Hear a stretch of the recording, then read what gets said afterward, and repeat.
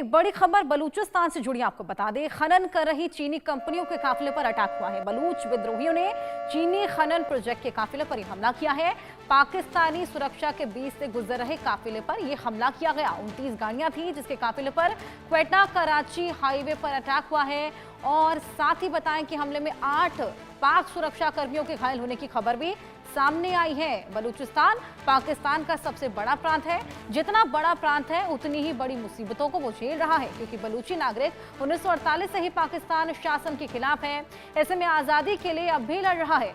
बलूचिस्तान के लोग सीपीईसी और उसकी आड़ में जो खनिज संसाधनों का दोहन हो रहा है उसको लगातार विरोध भी करता आया है, लेकिन उसी की आवाज को दबाने के लिए पाकिस्तानी सेना और पुलिस की बर्बरता जारी है। अब बलूच विद्रोहियों ने सेना के सोना और तांबा के भंडार वाले सेंदक माइन पर काम कर रहे चीन के प्रोजेक्ट पर जबरदस्त हमला बोल दिया है। जानकारी के मुताबिक संदेक को जाने वाली सप्लाई के काफिले पर यह हमला किया गया है और मेटलर्जिकल कॉरपोरेशन ऑफ चाइना इस खदान में खनन का काम कर रही थी। पाकिस्तानी सुरक्षा के बीच 29 गाड़ियों का काफिला है जो कि गुजर रहा था और मगुचर के होकर गुजरने वाली क्वेटा कराची हाईवे पर अटैक किया गया।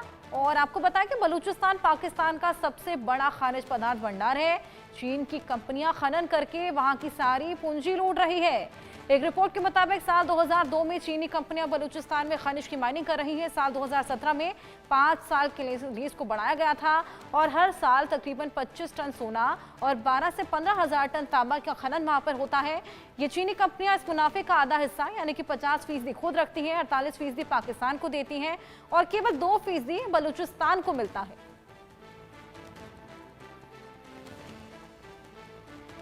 पाकिस्तानी सुरक्षा के बीच से ये काफिला गुजर रहा था। 29 गाड़ियां इस काफिले में मौजूद थी। क्वेटा कराची हाईवे पर ये अटैक देखने को मिला। हमले में 8 पाकिस्तानी पुलिसकर्मी घायल हो गए हैं।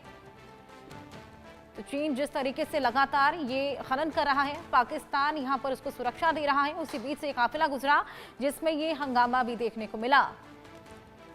हमले में 8 पाकिस्तानी सुरक्षाकर्मी हैं जिनके घायल होने की भी खबर है। चीनी कंपनियां हैं जिसका ये काफिला जिस पर यह पूरा अटैक हुआ है।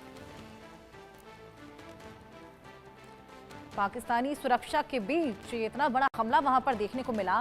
चीन की ये चाल है, पाकिस्तान कंगाल है। चलिए इसी से जुड़ी कुछ और अपडेट्स आपको बताते हैं। बलूचिस्तान पाकिस्तान का सबसे बड़ा प्रांत है। ऐसे में बलूचिस्तान में पाकिस्तान का सबसे बड़ा खनिज भंडार भी है।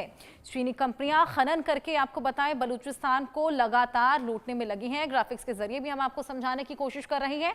30 साल से चीनी कंपनियां यहां पर दोहन कर रही हैं।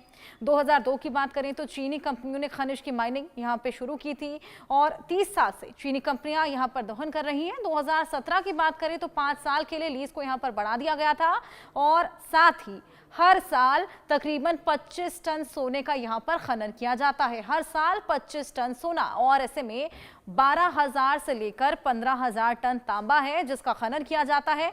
25 टन सोना, 12 से 15,000 टन तांबा है जिसका खनन यहां पर किया जाता है। चीनी कंपनियां आपको बताएं 50% मुनाफा खुद रखती हैं, 48 पाकिस्तान ले लेता है और 2% बलूचिस्तान को मिलता है, जिसके चलते यहां पर ये नाराजगी बलूचिस्तान की ओर से देखने को मिल रही है। ये देखिए सिर्फ 2% बलूचिस्तान को मिलता है, 48% आपको बताएं कि पाकिस्तान को मिलता है। यानी कि बलूचिस्तान की पूरी नाराजगी जिसके चलते ये देखने को मिल रहा है। निपुण आपके पास मैं आना चाहूंगी, लिमिट टर्म में दर्शकों को बताइए कि क्या ये बलूचिस्तान की नाराजगी है कि 2% उनको मिलता है, इसके चलते ये हमला यहाँ पर किया गया? देखिए अर्षा, ये तो है ही एक विषय, 2-3 विषय यहाँ पर है। जैसे आपने स्टार्टिंग में कहा कि 1948 से यहाँ पर है। एक्चुअली क्या था कि ये 4 रियासतें थी जिसमें एक थी रियासत कलात। तो कलात के जो मीर खान थे वो नहीं चाहते थे कि पाकिस्तान से विलय करें, लेकिन था क्या कि जिन्ना की कूटनीति कह लीजिए या चालाकी कह लीजिए, जबरदस्ती सेना को गिरफ्तार करवा लिया गया सेना के माध्यम से और फिर उनसे जबरदस्ती साइन कराए गए थे विलय पत्र के ऊपर। लेकिन तभी उनके भाई ने विद्रोह किया और तब से वो विद्रोह चलता आ रहा है। बीच में कई बार बढ़ता है, कम होता है। 2012 से लगातार अभी चल रहा है। 2012 से ये जो विद्रोह है रुका नहीं है। इसमें एक मुख्य वजह जो है वो आपका सी पैक है। सी पैक क्यों है? जब 2013 में चीन जो है बीआरआई लॉन्च करता है, बीआरआई का एक प्रोजेक्ट सी पैक बनाता है, चाइना पाकिस्तान इकोनॉमिकल कॉरिडोर, और उसको काशगर यानी कि काशगर आपका चीन से और आपका ग्वादर यानी कि पाकिस्तान से पाकिस्तान का बलूचिस्तान से, उससे क्या करता है वो लिंक करता है और लिंक करके 3214 किलोमीटर लंबा इसी पैक की बात करता है। पहले ही क्या था कि बलूची परेशान थे, बलूची इसलिए परेशान थे कि जो बलूचिस्तान है वो पाकिस्तान के टोटल एरिया का सबसे बड़ा करीब 44% लैंड जो है वो आपका क्या है, अब बलूचिस्तान का क्षेत्र है, लेकिन वहां पर आबादी रहती है केवल 4%। लेकिन था क्या कि पाकिस्तान चीन के आने से पहले ही वहां पर सिंधी और पंजाबियों को बचाना शुरू कर दिया था, जिससे क्या हो कि बलूची अपने ही रेंज में अपने ही एरिया में क्या हो जाए, माइनॉरिटी हो जाए। लेकिन बलूचिस्तान जो है ये बहुत ही क्या है आपका जो रेयर अर्थ एलिमेंट्स तत्व जो होते हैं उनके बड़े वहां पर भंडार हैं, केवल सोना ही नहीं, यूरेनियम है, थ्योरियम है, इस तरह के भी वहां पर क्या है बहुत सारे क्या है कि ऊर्जा के, एनर्जी के, खनिज के क्या सोर्सेज हैं। अब पाकिस्तान उनका दोहन करना चाहता था, लेकिन पाकिस्तान के पास इतने फंड नहीं थे कि उनको दोहन कर सके।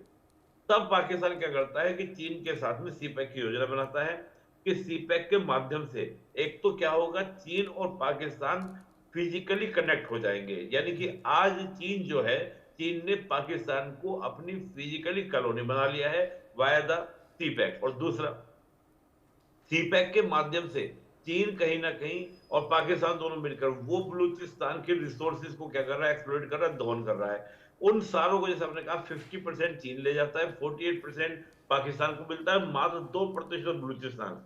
और यहाँ पर फिर वो कॉन्सेप्ट आता है धरती के पुत्र, कि जिसकी धरती का संसाधन है उसी को विकास करने के लिए नहीं मिल रहा है, तो जाहिर सी बात है गुस्सा और चरम पर होगा। जहां बलूची पहले केवल सिंधी और पंजाबियों से परेशान थे, आज वहां जगह जगह आपको चीनी कॉलोनी देखने को मिलेंगी, चीनी होटल देखने को मिलेंगे, चीनी गाड़ियां, चीनी सैनिक देखने को मिलेंगे। उससे बलूची बहुत ज्यादा परेशान है।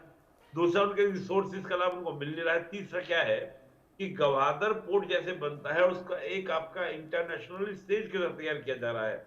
इससे क्या है कि जो वहां पर फिशरमैन है, जो मछुआरे हैं, उनको बड़ी मशक्कत करनी पड़ रही है जो बलूचियों को, और बलूचियों को मछलियां पकड़ने के लिए दूर सी में जाना पड़ रहा है। उनके पास उस प्रकार की बोट नहीं है कि वो डीप सी में जाके मछलियां पकड़ सके।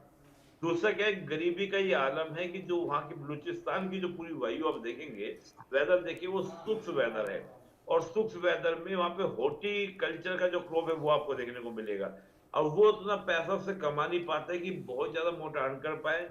मछली एक साधन था, वो उनसे छिन गया है। जो वहां के रिसोर्सेज थे वो उनसे छीन लिया गया है। तो बलूची विद्रोह नहीं करेंगे तो क्या करेंगे। और मैं ज्यादा बड़ी बात नहीं बोल पाऊंगा, लेकिन मैं इतना जरूर कहूंगा कि आने वाला समय जो है वो बलूचिस्तान को लेकर पाकिस्तान को चिंता बहुत ज्यादा डालेगा। और बलूचिस्तान की जो हम बात कह रहे हैं, जो 71 में बांग्लादेश अलग हुआ था पाकिस्तान से, मुझे लगता है कि ऐसे उससे कई ज्यादा बड़े हालात बलूचिस्तान में इस समय बने हुए हैं। और कल को हो सकता है कि थोड़ा बलूचियों को अगर समर्थन मिल जाए बाहर से, तो मुझे लगता है कि बलूचिस्तान भी पाकिस्तान का हिस्सा नहीं रहेगा। बिल्कुल निपुण मेजर जनरल अनुज माथुर जी भी हमारे साथ जुड़े हैं। अनुज माथुर जी, जिस तरीके से चीन लगातार खनन करके पूंजी लूटे जा रहा है, या परसेंटेज भी यहाँ पर बेहद कम दे रहा है दोनों ही देशों को, ऐसे में पाकिस्तान उसको यहाँ पर शह दे रहा है, पूरी सिक्योरिटी दे रहा है, बलूचिस्तान का गुस्सा लाजमी है और ये हमला भी कहीं ना कहीं उसी का रिटेलिएशन था एक तरीके से। वर्षा, देखिए क्या हो रहा है। एक तो आपके मुंह से बात निकली दोनों देशों को, तो ये मुझे लगता है ये आपके जो बात निकली है वो बिल्कुल सही होने वाली है कुछ समय में।